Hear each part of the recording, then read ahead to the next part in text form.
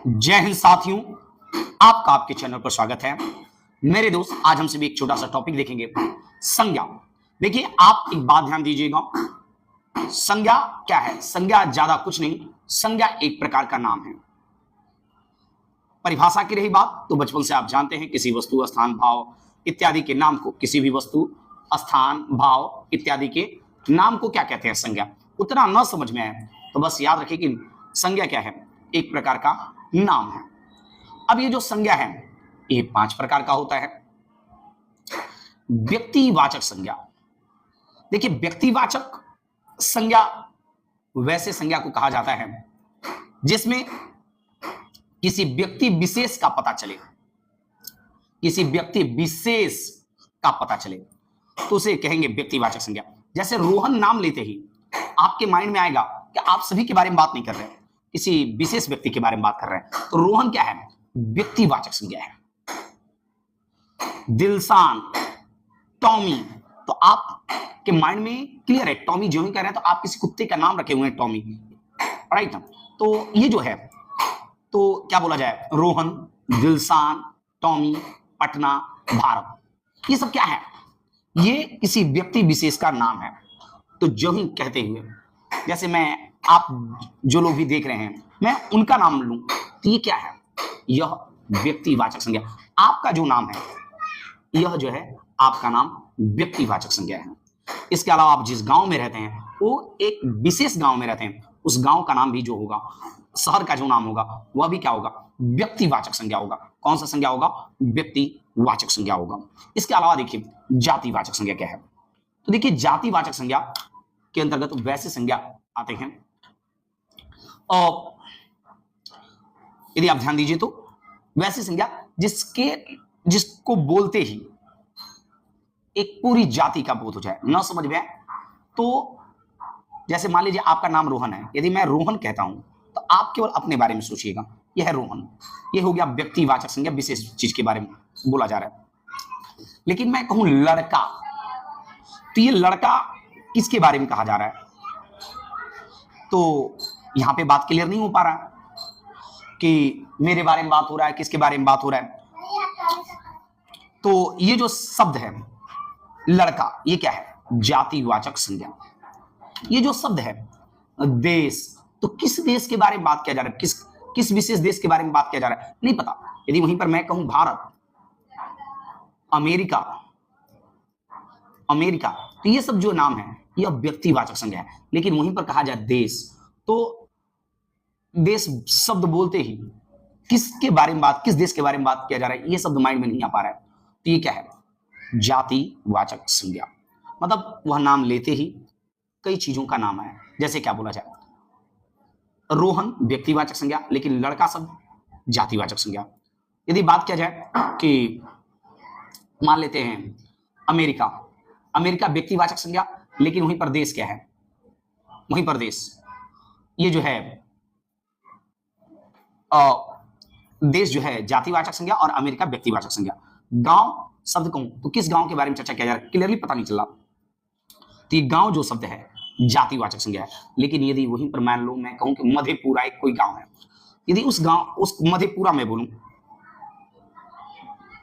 तो ये शब्द क्या है? ये शब्द जो है जातिवाचक संज्ञा है। अब देखिए जी, समूहवाचक संज्ञा वैसे संज्ञा को कहते हैं जिसे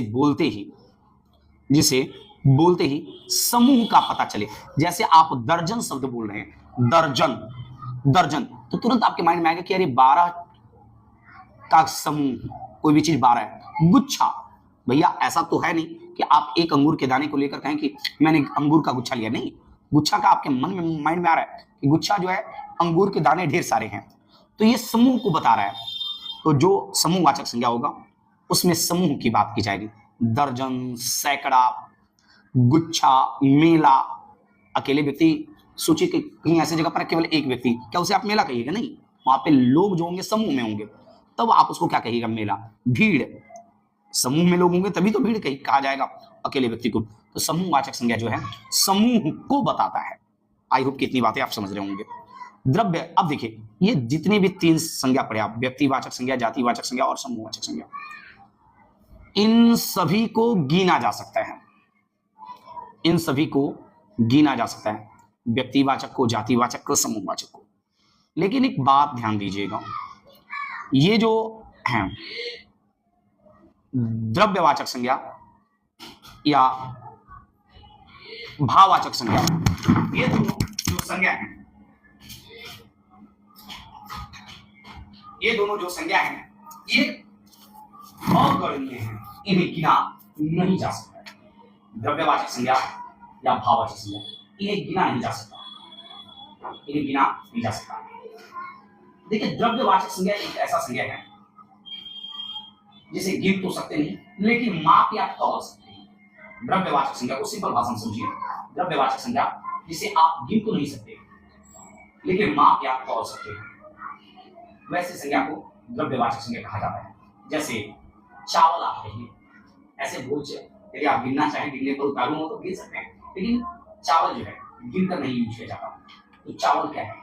द्रव्यवाचक संज्ञा। पानी गिन नहीं सकते, लेकिन हम माप या तौल सकते हैं, तो ये जो है द्रव्यवाचक संज्ञा। आटा, तेल, जिसे गिना तो नहीं जा सकता, लेकिन मापा या तौला जा सकता, वह द्रव्यवाचक संज्ञा होगा। ठीक है, अगला देखिए भाववाचक संज्ञा। देखिए, भाववाचक संज्ञा जो है एक प्रकार का भाव, एक प्रकार का भाव, इसे आप ना ही माप सकते हैं, ना ही तौल सकते हैं, ना ही गिन सकते हैं। भाववाचक संज्ञा को ना ही आप माप सकते हैं, ना तौल सकते हैं, ना गिन सकते हैं, लेकिन इसे ये जो भाववाचक संज्ञा से संबंध जो भी शब्द रहेगा उसे केवल आप महसूस कर सकते हैं। जैसे दोस्ती, ये क्या है? दोस्ती को केवल महसूस किया जा सकता है, गिना नहीं जा सकता, तौला नहीं जा सकता, ये है भाववाचक संज्ञा। लेकिन वहीं पर यदि आप दोस्त कहिए, वहीं पर आप यदि दोस्त शब्द कहिए, दोस्त, अब दोस्त कहते हैं कि आपके माइंड में कई दोस्त आएंगे आपके, ये दोस्त जो है शब्द जो है ये क्या है? जातिवाचक संज्ञा। लेकिन यदि उस दोस्त का नाम यदि मैं बता दूं रोहन, तो ये शब्द क्या हो जाएगा? ये हो जाएगा व्यक्तिवाचक संज्ञा। तो भाववाचक संज्ञा जो है केवल महसूस किया जा सकता है, दोस्ती, दुश्मनी, ईमानदारी। ठीक है, तो ये सब क्या है? भाववाचक संज्ञा। मिठास, ये सब जो भी है भाववाचक संज्ञा है। आई होप कि आप चीजें समझ रहे हैं, तो आपका बहुत बहुत धन्यवाद। फिर मिलते हैं वीडियो में इसके क्वेश्चन के साथ। हम लोग अगले चैप्टर, अगले वीडियो में संज्ञा का डिटेल क्वेश्चन करेंगे, जो बहुत सारे एग्जाम में पूछे गए, यूपीपी, सीएस, कैसे का बहुत सारे एग्जाम में, और यूपीपी सच में कर रहा हूँ, यूपीएसआई और एसएससी जीडी में जो भी आपको पूछे गए हैं इस टॉपिक से संबंधित प्रश्न, तो सारे प्रश्नों को देखिए। तब तक अपना ख्याल रखिए। जय हिंद, जय भारत।